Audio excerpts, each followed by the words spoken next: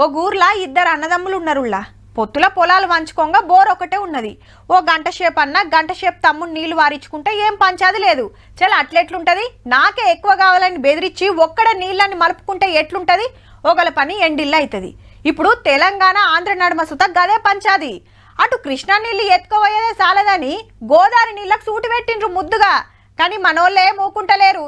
యాడిదాకైతే ఆడిదాకే అంటాన్రు. బనకచర్ల కట్టుడు బంద్ చేయాలని సీఎం మంత్రి సారు ఢిల్లీలో సెంటర్ మంత్రులకు కంప్లైంట్ చేసిండ్రు కదా.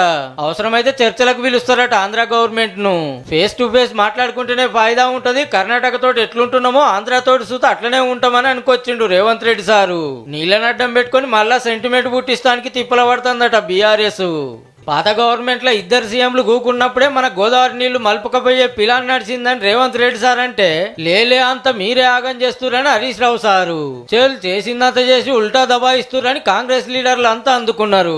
బేసిన్ల గురించి బేసిక్ నాలెడ్జ్ లేకుండా రేవంత్ రెడ్డి గారు మాట్లాడారు. మీరు పోయి అపెక్స్ మీటింగ్ లో కూర్చొని గోదావరి జలాలు చాలా ఉన్నాయి, బేసిన్లు వద్దు, బేసిజాలు వద్దు అని చెప్పి మీరు పోయి మంతనాలు చేసి వచ్చి వాళ్ళని ఎంకరేజ్ చేసినట్టు. 10 ఏళ్ళు అధికారం ఉన్నప్పుడు మీరు తప్పిదాలు చేసి ఇలా వాటాల గురించి మమ్మల్ని ప్రశ్నిస్తా ఉన్నారు. జగన్మోహన్ రెడ్డి ఇంటికి భోజనం చేసి బిర్యానీ తిని చేపల పులుసు ఆరగించి సెంటర్ సర్కార్లో చంద్రన్నకు పోతుంది కాబట్టి ఏం చేసినా చెల్తదని ఉరుకులాడుతుండట.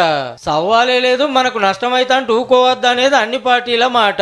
తెలంగాణ నీటి హక్కులను మీరు డైవర్ట్ చేసి తెలంగాణ ప్రజలకు నీటి నష్టం చేసే ప్రయత్నం ఏదైతే చేస్తున్నారో దాన్ని ఖచ్చితంగా మేము అడ్డుకుంటాము. తెలంగాణ ప్రభుత్వంతో మాట్లాడకుండా ఏకపక్షంగా చంద్రబాబు బనకచెర్ల నిర్మాణం చేపట్టడాన్ని మేము 2/3 అపోజ్ చేస్తా ఉన్నాం. మరి నికర జలాల్లో మరో 300 టీఎంసీలు మీరు ఆంధ్రకిస్తే అప్పుడు తెలంగాణ సంగతి ఏంది, తెలంగాణ ప్రాజెక్టులు ఏం కావాలి అన్నదే.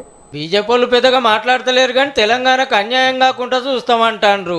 బనకచెర్లలో ఇట్లా నడుస్తాంటే కవితక్క పోలవరం కథ ముంగటేసుకొని అప్పట్లో మా ఊర్లను ఆంధ్రాకి ఇచ్చిండ్రు, అవి వాపస్ ఇయ్యాలని డిమాండ్ చేసింది.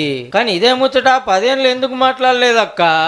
ఈ 5 గ్రామాలను తెలంగాణకు మళ్ళీ తిరిగి ఇవ్వాలని చెప్పి తెలంగాణ జాగృతి తరఫున మేము డిమాండ్ చేస్తూ ఉన్నాం.